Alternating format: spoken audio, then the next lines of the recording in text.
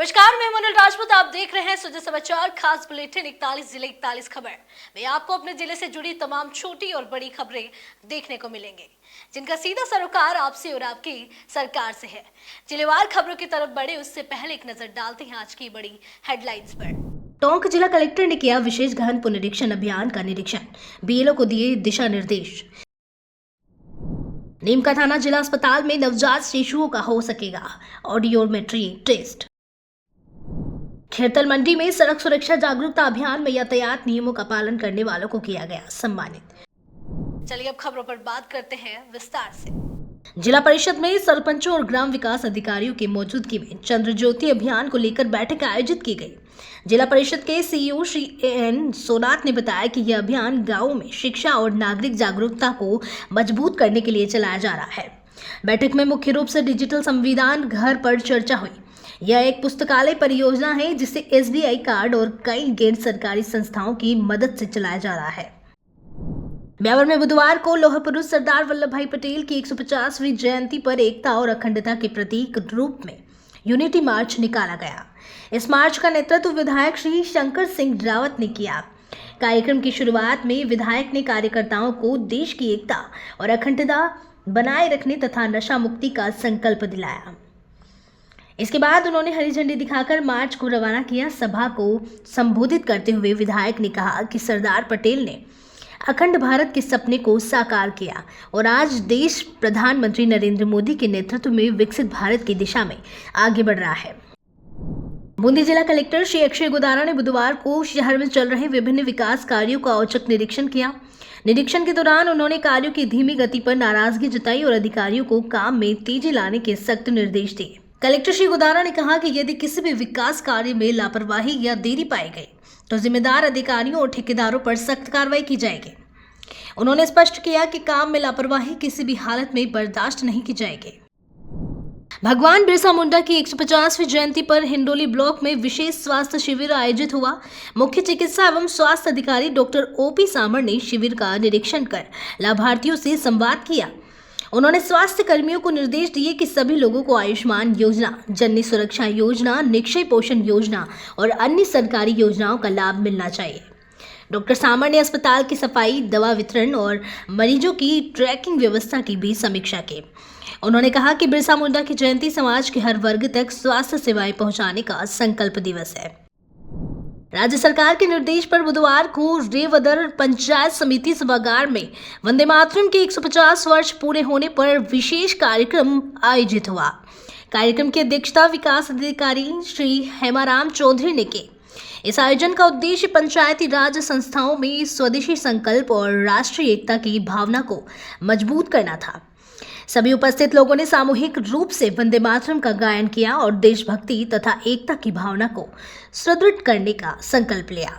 वक्ताओं ने कहा कि वंदे मातरम केवल एक गीत नहीं बल्कि हमारी राष्ट्रीय चेतना और मातृभूमि के प्रति श्रद्धा का प्रतीक है।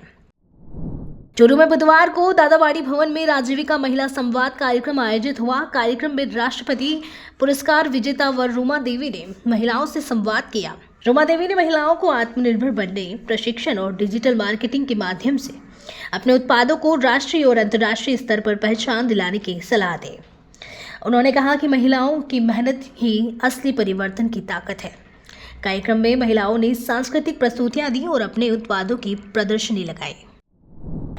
जी, आज राजीविका से जुड़ी हुई बहनों के साथ में सीधा संवाद रखा गया है और इन बहनों से क्वेश्चन आंसर भी होंगे और जो बहनें समूह के साथ में काम कर रही है उनको कहाँ दिक्कत आ रही है और इसी काम में क्या हमें सुधार करना है, वो सारी चीज़ें देखी जाएगी और आगे के लिए कैसे मार्केट में इनके प्रोडक्ट है वो लेके जाने हैं, किस तरीके से इनको सहयोग करना है, वो सारी चीज़ें देखी जाएगी। बिल्कुल, जो अभी प्रोडक्ट बना रहे हैं तो इसमें पैकेजिंग को लेके या जो प्रोडक्ट की क्वालिटी है उसको लेके राजीविका की जो टीम है वो भी इसमें देखेगी कि कहाँ हमें इसमें सुधार करना है और हमारी बहनों को भी बताया जाएगा कि इसमें और क्या संभावनाएं हैं जो हम मार्केट को बेटर दे सकें।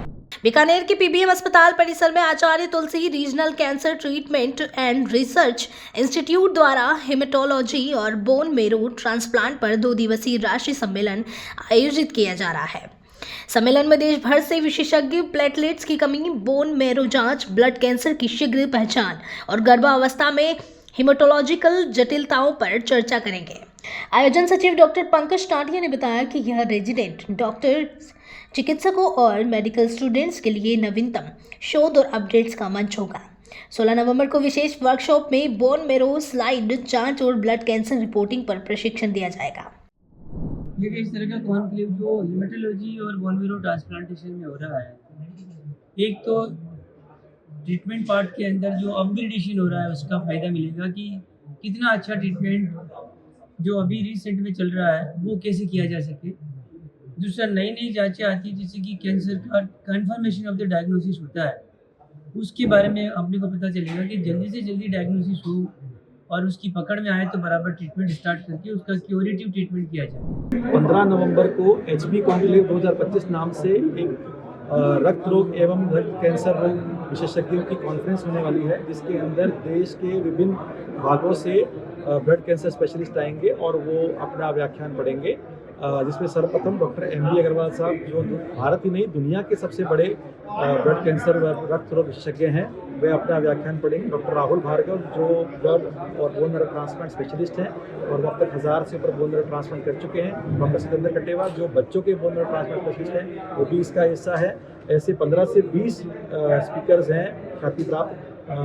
जांचों के विषय में अगर मैं बात करूं, डॉक्टर तेजिंदर सिंह जी हैं, जिनकी हम किताबें पढ़ते थे, तो ऐसे व्यक्ति जिनका देखना भी दुर्लभ था, वह हमारे बीकानेर में पधार रहे हैं और हमारे यहाँ के जो पैथोलॉजिस्ट हैं उनको ज्ञान देंगे कि किस तरह से हम जांचों को जल्दी और अच्छे सटीक तरीके से कर सकते हैं।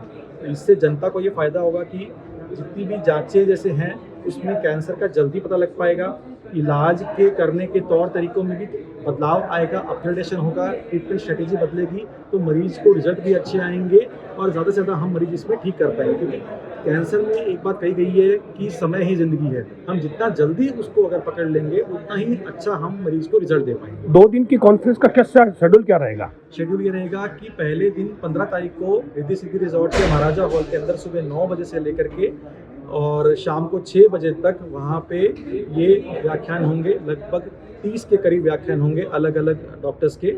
और इसके बाद में 16 तारीख को सुबह सुबह पैथोलॉजी की वर्कशॉप रहेगी, जिसके अंदर जितने पैथोलॉजिस्ट हैं उनको डॉक्टर शशि बंसल, जो भगवान महावीर कैंसर हॉस्पिटल से आ रही हैं, वो सबको सिखाएंगी जांचों के बारे में, स्लाइड कैसे देखते हैं, रिपोर्टिंग और बेटर कैसे की जाती है। IHC जैसे बताया सर ने कि नई लैब हमारे यहाँ पे इंस्टॉल हुई है, तो उसकी भी ट्रेनिंग वहाँ पे होगी कि उसमें कैसे हम उसके अंदर जल्दी उसको अच्छा रिपोर्टिंग कर सकते हैं। आशा कर सकते हैं कि इस कॉन्फ्रेंस के माध्यम से बीकानेर यानी पूरे राजस्थान को लाभ मिलेगा। बिल्कुल इससे लाभ मिलेगा। हम पहले भी ऐसे 2 चैप्टर कर चुके हैं जिससे कि बीकानेर की जनता को बहुत लाभ मिला है। इलाज करने में और जांच करने में तेज़ी भी आई है और पहले से सटीक रिपोर्टें भी होने लगी हैं और ट्रीटमेंट का रिजल्ट भी अच्छा लगा है। समय समय के साथ ही चीज़ों को अपडेट किया जा सकता है और हम इसको समय समय पे अपडेट करते रहेंगे।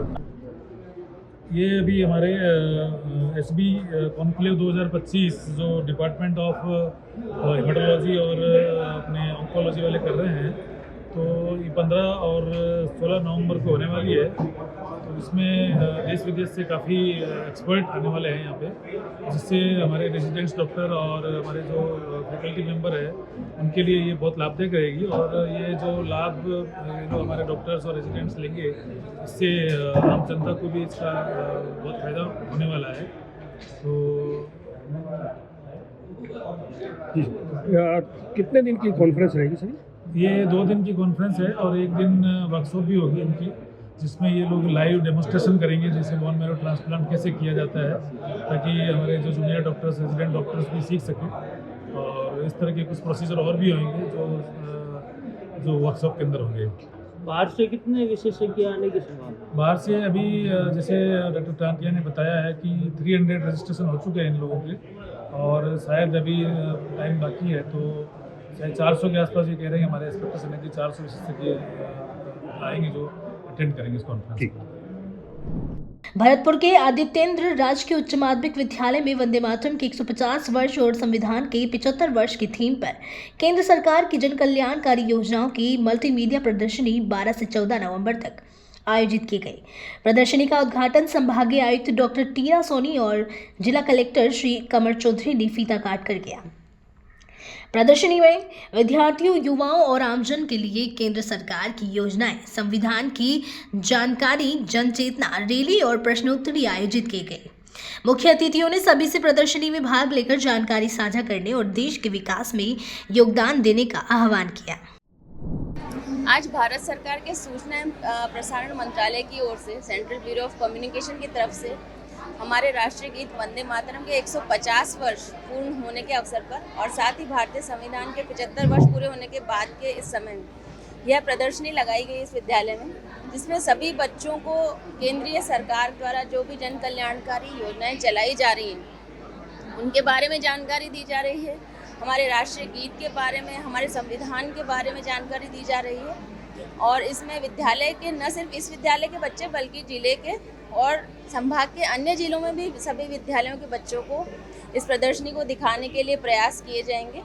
और साथ ही आम जन से भी मेरा ये अनुरोध है कि आप भी अधिकाधिक संख्या में इस प्रदर्शनी में पधार कर केंद्र सरकार द्वारा चलाई गई सभी योजनाओं की जानकारी प्राप्त करें। जालौर जिले में सड़क सुरक्षा और यातायात व्यवस्था को मजबूत बनाने के लिए बुधवार को जिला सड़क सुरक्षा समिति की बैठक आयोजित हुई। बैठक की अध्यक्षता जिला कलेक्टर डॉक्टर प्रदीप के गावंडे ने की। उन्होंने संबंधित विभागों को निर्देश दिए कि यातायात नियमों का पालन, ओवरलोडिंग रोकना, नशे में वाहन चलाने पर कार्रवाई सुनिश्चित की जाए। 45 वर्ष से अधिक आयु के वाहन चालकों का नेत्र परीक्षण और राष्ट्रीय राजमार्गों पर एम्बुलेंस रेलिंग और स्पीड संकेतक सुनिश्चित करने के निर्देश भी दिए। कलेक्टर ने आमजन में सड़क सुरक्षा जागरूकता बढ़ाने और विभागीय प्रशिक्षण पर जोर दिया। उदयपुर की संभागीय आयुक्त प्रज्ञा केवल रमानी डूंगरपुर दौरे पर रही। उन्होंने विशेष संक्षिप्त पुनरीक्षण कार्यक्रम के तहत 2 बूथों का औचक निरीक्षण किया और घर घर सर्वे एवं गणना प्रपत्र वितरण की जानकारी ली। उन्होंने बूथ स्तर के अधिकारियों से कार्यक्रम की प्रगति और आवश्यक दिशा निर्देश लिए। संभागीय आयुक्त ने मतदाताओं को SIR के महत्व की जानकारी दी। इसके अलावा उन्होंने न्यू हॉस्पिटल के पीछे स्पोर्ट्स कॉम्प्लेक्स में चल रहे निर्माण कार्य का भी निरीक्षण किया। इस अवसर पर जिला कलेक्टर अंकित कुमार सिंह और अन्य निर्वाचन अधिकारी उपस्थित रहे। लायंस क्लब खैरतल मंडी, लियो क्लब व्यापार समिति और इंजीनियर पॉइंट्स के संयुक्त तत्वावधान में हनुमान चौक पर सड़क सुरक्षा जागरूकता अभियान आयोजित किया गया। कार्यक्रम में एसपी श्री रतनलाल भार्गव और थाना अधिकारी श्री राकेश मीना के सानिध्य में आमजन को 31 हेलमेट वितरित किए गए। जिन लोगों ने यातायात नियमों का पालन किया उन्हें गुलाब के फूल और चॉकलेट देकर सम्मानित किया गया। सलूमर में जिला कलेक्टर श्री अवधेश मीना की अध्यक्षता में आवारा श्वानों से निपटने के लिए अब बैठक आयोजित की गई। कलेक्टर ने कहा कि शहरी और ग्रामीण क्षेत्रों में आवारा कुत्तों की बढ़ती संख्या पर नियंत्रण के लिए ठोस कदम उठाए जाएं। उन्होंने नगर निकाय को नियमित डॉग कैचिंग अभियान चलाने और पशु चिकित्सा विभाग को टीकाकरण शिविर आयोजित करने के निर्देश दिए। स्वास्थ्य विभाग को अस्पतालों में रेबीज वैक्सीन की पर्याप्त उपलब्धता सुनिश्चित करने को कहा गया। शेरगढ़ में नागरिक सुरक्षा विभाग द्वारा 10 दिवसीय आपदा बचाओ प्रशिक्षण शिविर का समापन हुआ। इस दौरान एसडीएम श्री शर्मा ने कहा कि अब शेरगढ़ में आपात स्थिति से निपटने के लिए सक्षम टीम तैयार है और जल्द ही सरकारी फायर ब्रिगेड सुविधा उपलब्ध कराई जाएंगी। उन्होंने कहा कि सिविल डिफेंस कार्यक्रम नागरिकों की सुरक्षा के लिए अत्यंत जरूरी है। ग्रामीण विकास एवं पंचायती राज विभाग के मंत्री श्री मदन दिलावर द्वारा आयोजित विभागीय समीक्षा बैठक में जारी निर्देशों की अनुपालना में पंचायत समिति शेरगढ़ कार्यालय में प्रत्येक कार्य दिवस पर राष्ट्रगीत और राष्ट्रगान का सामूहिक गायन प्रारंभ कर दिया गया है। विभागीय निर्देशों के अनुसार सभी राजकीय संस्थाओं में प्रातः 9:35 बजे राष्ट्रगीत और शाम 5:55 बजे राष्ट्रगान अनिवार्य रूप से गाया जाएगा। इसी क्रम में बुधवार को पंचायत समिति शेरगढ़ के कार्मिकों ने कार्यालय समय समाप्ति से 5 मिनट पूर्व राष्ट्रगान गाकर कार्यालय छोड़ा। विधायक श्री राजेंद्र मीना ने बुधवार को जलदाय विभाग की बैठक लेकर अधिकारियों को क्षेत्र में पेयजल आपूर्ति नियमित बनाए रखने के निर्देश दिए। उन्होंने कहा कि जनता को पानी उपलब्ध कराना हमारी पहली प्राथमिकता है। घर घर नल योजना के अधूरे कार्य जल्द पूरे किए जाएं और खराब ट्यूबवेलों की तुरंत मरम्मत हो। मीना ने चेतावनी दी कि कामों में अनियमितता बर्दाश्त नहीं की जाएंगे। साथ ही कस्बे में पाइपलाइन का मेजरमेंट कर जिन कॉलोनियों में पाइप नहीं डाली गई है वहां जल्द पानी की व्यवस्था करने के निर्देश दिए। हनुमानगढ़ जिले के कलेक्टर डॉक्टर खुशहाल यादव ने बुधवार को टिब्बी क्षेत्र के सलीमगढ़ मसानी और सुरेवाला गांव में मतदाता सूची विशेष गहन पुनरीक्षण अभियान 2026 का आकस्मिक निरीक्षण किया। उन्होंने बीएलओ और अधिकारियों के कार्यों की समीक्षा की। कलेक्टर ने बताया कि अब तक 70% फॉर्म वितरित हो चुके हैं और फॉर्म संग्रह व डिजिटलीकरण पर जोर दिया जा रहा है। उन्होंने जनता से अपील की कि समय पर फॉर्म भरकर जमा करवाएं ताकि कोई असुविधा ना हो। अभी जो हमारा विशेष संक्षिप्त पुनरीक्षण अभियान चल रहा है SIR, ये पूरे राजस्थान स्टेट में अंडरवे है और हनुमानगढ़ में भी इसमें जोर शोर से काम हो रहा है और उसी की प्रगति की समीक्षा करने के लिए हम आज टिब्बी क्षेत्र में आए हुए हैं। तो इससे पहले हमने सलीमगढ़ मसानी वहाँ पर 2 BLO साहब और एक सुपरवाइजर साहब के साथ इंटरेक्शन किया है और अभी हम यहाँ पर स्कूल में आए हुए हैं। हमारे यहाँ 4 BLO साहिबान हैं जिनके काम की समीक्षा हम करने वाले हैं और अभी हमारा ओवरऑल लगभग 70% के आसपास फार्म कलेक्शन डिस्ट्रीब्यूशन का काम हो गया है और अब फॉर्म कलेक्शन के ऊपर हम ध्यान दे रहे हैं, कलेक्शन और डिजिटाइजेशन के ऊपर।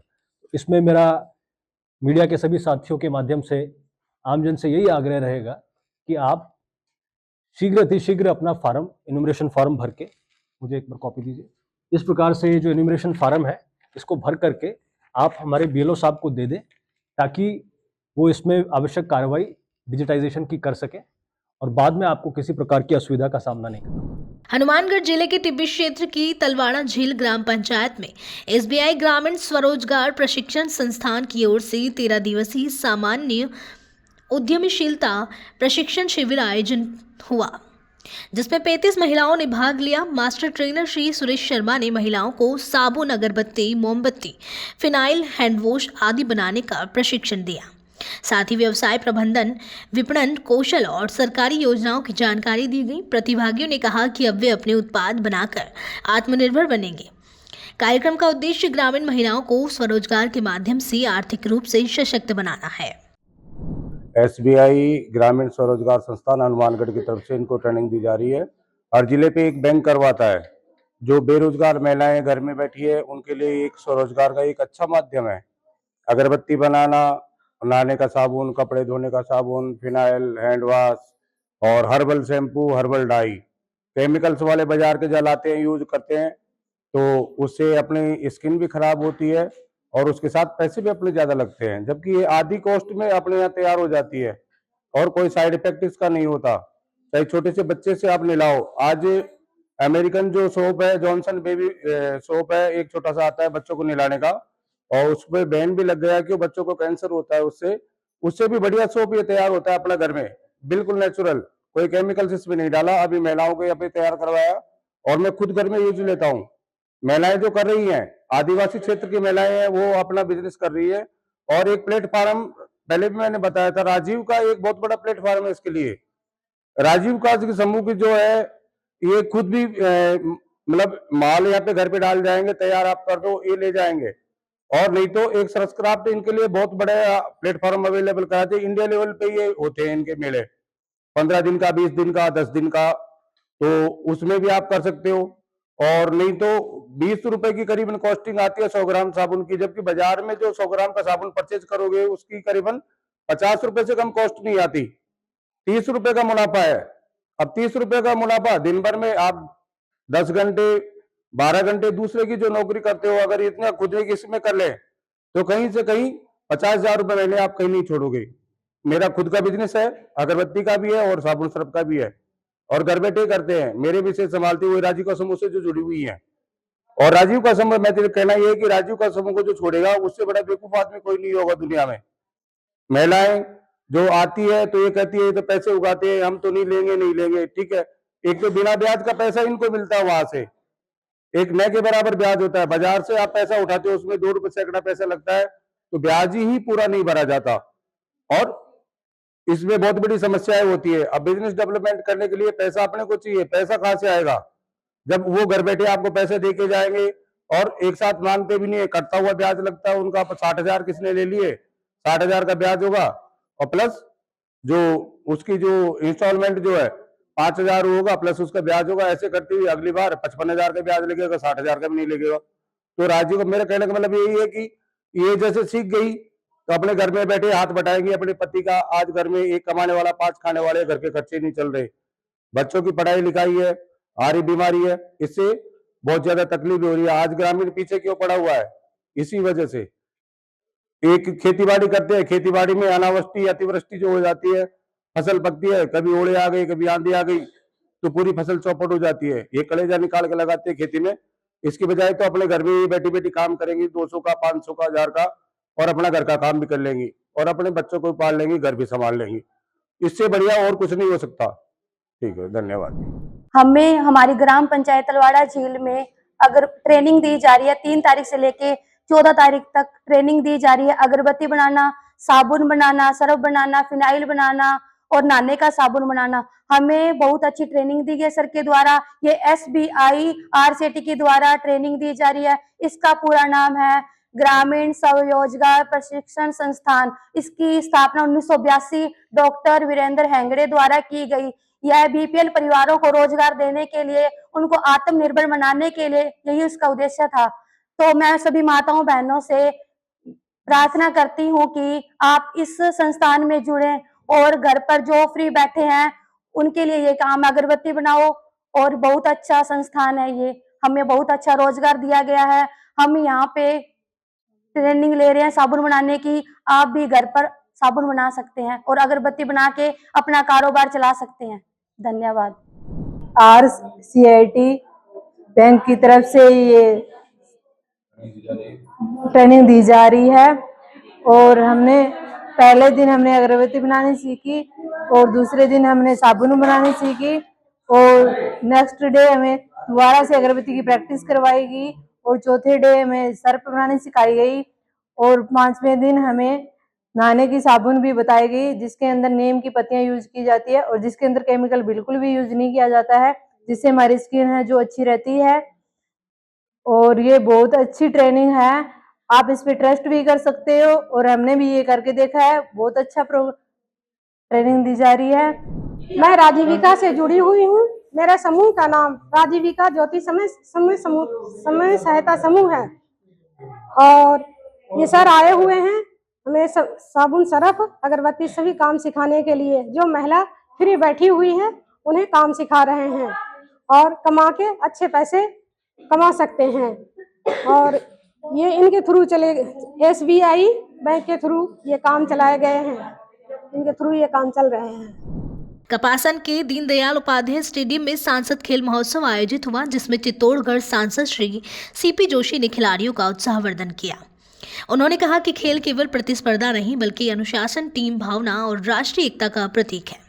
सांसद श्री जोशी ने सभी से स्वदेशी वस्तुओं के उपयोग की अपील करते हुए आत्मनिर्भर भारत अभियान में भागीदारी का आग्रह किया। आप सबको जो इस खेलकूद प्रतियोगिता में शामिल हुए, उन सबको मैं अपनी ओर से बहुत बहुत बधाई और शुभकामना देता हूं। और इसमें जो हमारे शारीरिक शिक्षक भाई हैं उनका भी मैं आभार प्रकट करता हूं और हमारी बहनें भी भाग ले रही हैं, उन बहनों का भी मैं बहुत बहुत स्वागत और अभिनंदन करता हूं। जो खेल के मैदान पे होगा वो कभी अस्पताल नहीं जाएगा, ये मैं दावे के साथ कह सकता हूं। चाहे 1 घंटा, आधा घंटा अपने खेल के मैदान पर रहेंगे तो निश्चित रूप से फिट इंडिया मूवमेंट का हम लोग सारथी बनेंगे। मैं ज्यादा कुछ नहीं कहते हुए, क्योंकि आगे 2 जगह और जाना है और सूर्यास्त से पहले वहां पहुंचना है। कई खिलाड़ी भाई बहन वहां इंतजार कर रहे हैं, तो मैं आप सबसे कहूंगा कि अनुशासन से खेलें, खेल भावना से खेलें और वही आप लोग काम कर रहे हैं। इसके बाद 3rd फेज जो होगा वो लोकसभा स्तर पे होगा, वो एक दिव्य और भव्य कार्यक्रम होगा, उसमें भी आप लोग पार्टिसिपेट करें। यही मैं अपनी ओर से आप सबको आपको आग्रह करता हूं। और एक बात और आग्रह करता हूं कि हम सब लोग आत्मनिर्भर भारत की बात को माननीय प्रधानमंत्री जी ने इस देश के सामने रखा और आत्मनिर्भर को हर घर स्वदेशी और घर घर स्वदेशी के मंत्र को इस देश की जनता ने उसको आत्मसात किया। मेरा भी आप सबसे आग्रह है कि हम सब लोग इस देश में, इस देश की बनी हुई चीजों का हम इस्तेमाल करेंगे। मेरे पास भी एडिडास का ट्रैक सूट था, लेकिन मैंने आज ही शिव नरेश का मंगाया। मैं जो हिंदुस्तान में बना हो वही मंगाओ। घड़ी भी मैंने वही पहनी। मैंने कहा इस देश में बनी हुई घड़ी ही हम लोग सब लोग पहनेंगे। और आज अगर छोटी छोटी चीज पर हर व्यक्ति ने ध्यान देना शुरू कर दिया, अपने घर में, अपने किचन में, अपने बाथरूम में इस देश में बनी हुई चीजों का इस्तेमाल करेंगे तो हमारे यहाँ का उत्पादन बढ़ेगा, स्वदेशी चीजों का उत्पादन बढ़ेगा। स्वदेशी चीजों का उत्पादन बढ़ेगा तो देश में एम्प्लॉयमेंट जनरेट होगा। और यहाँ के हम सब लोग भारत आत्मनिर्भर भारत की जो बात कर रहे हैं उसमें हम सब लोग सफल हो पाएंगे। यही मैं अपनी ओर से आग्रह करता हूँ। एक बार मैं बोलूंगा, हर घर स्वदेशी। आप लोग बोलेंगे घर घर स्वदेशी, हर घर स्वदेशी।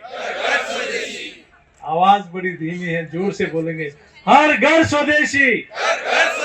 आप सब लोग तैयार है ना स्वदेशी अपनाने के लिए? तो अच्छा खेले, स्वदेशी अपनाएं। यही मैं अपनी ओर से आप सबको प्रार्थना करता हूँ। बहुत बहुत धन्यवाद। नीम का थाना जिला अस्पताल में अब नवजात शिशुओं की जन्म के तुरंत बाद सुनने की जांच की सुविधा शुरू हो गई है। पीएमओ डॉक्टर कमल सिंह शेखावत ने लगभग 4.5 लाख रुपए की लागत से स्थापित ऑटो एकोस्टिक एमिशन मशीन का शुभारंभ किया। इस मशीन से अब नवजातों की सुनने की क्षमता की जांच जिला स्तर पर ही हो सकेंगे। पहले इसके लिए जयपुर या सीकर जाना पड़ता था। शुरुआती अवस्था में सुनने की समस्या का पता चलने से समय पर इलाज और कोक्लियर इम्प्लांट संभव होगा। इससे बच्चों को भविष्य में गूंगा और बहरा होने से बचाया जा सकेगा। आज जिला अस्पताल नीम का थाना में न्यूबॉर्न स्क्रीनिंग प्रोग्राम के तहत नवजात बच्चों में सुनाई की जांच के लिए ऑटो अकोस्टिक एमिशन मशीन होती है, जिससे नवजात बच्चों में तुरंत सुनाई की जांच की जा सकती है पैदा होने के कुछ दिन बाद, ताकि उन बच्चों में जो बच्चे जन्मजात बहरे पैदा होते हैं उनका तुरंत पता लगाया जा सके और उन बच्चों में फिर कोक्लियर इम्प्लांट जैसी सुविधा उनको उपलब्ध कराई जा सके और उनको जीवन भर मूक और बधिर होने से बचाया जा सकता है। ऐसी मशीन आज जिला अस्पताल नीम का थाना में इंस्टॉल की गई है। ये मशीन यहाँ के लोगों के लिए और नवजात बच्चों के स्वास्थ्य के लिए बहुत ही लाभदायक रहेगी और भविष्य में आशा करते हैं कि बहुत से विकलांग जो मूक और बधिर बच्चे पैदा होते आ रहे हैं, इनकी परसेंटेज जनसंख्या काफ़ी कम होने की संभावना रहेगी अगर उनको उचित समय पर इसकी जांच के बाद में कोक्लियर इम्प्लांट की सुविधा उपलब्ध होने पर इन बच्चों को बहरेपन से रोका जा सकता है और शादी गूंगेपन से रोका जा सकता है। मुख्यमंत्री श्री विजयलाल शर्मा के निर्देश पर शुरू हुए विशेष गहन पुनरीक्षण अभियान के तहत टोंक जिला कलेक्टर कल्पना अग्रवाल ने मालपुरा उपखंड के लावा में निरीक्षण किया। उन्होंने बीएलओ द्वारा घर घर गणना प्रपत्र वितरण, ऑनलाइन प्रक्रिया और रजिस्टर्ड रिकॉर्ड की जानकारी ली। कलेक्टर ने बीएलओ को समय पर और गंभीरता से कार्य पूरा करने के निर्देश दिए। उन्होंने बताया कि भारत निर्वाचन आयोग ने गणना प्रपत्र को सरल बना दिया है ताकि हर मतदाता आसानी से इसे भर सके। कलेक्टर ने अन्नपूर्णा रसोई का भी औचक निरीक्षण किया और भोजन की गुणवत्ता जांचते हुए सुधार के निर्देश दिए। एसआईआर की जो प्रोग्रेस है उसमें काफी अच्छी स्थिति है और मालपुरा कॉन्स्टिट्यूएंसी में काफी अच्छा काम हो रहा है और मैंने सभी बीएलओ से भी 1-to-1 बात की है और इससे जाहिर है कि इनको पूरी प्रोसेस की जानकारी है और मेरा आपके माध्यम से लोगों से यही अपील रहेगी कि अधिक से अधिक इसमें सहयोग करें। जो फॉर्म दिया जा रहा है उसको तुरंत भर कर दें और जो भी नई जनरेशन है जिसको थोड़ा बहुत काम आता है कंप्यूटर मोबाइल पे, तो वो अपने फॉर्म स्वयं ऑनलाइन करेंगे। एक बार स्वयं अपना ऑनलाइन करेंगे तो उसके बाद वो अपने परिवार का फॉर्म भी ऑनलाइन कर सकते हैं और इसके माध्यम से आप सभी अपडेटेड रहेंगे अपनी वोटर लिस्ट से और ईसीआई की वेबसाइट को चेक करने की भी आदत रहेगी और कोई भी किसी भी प्रकार की कमी नहीं रहेगी।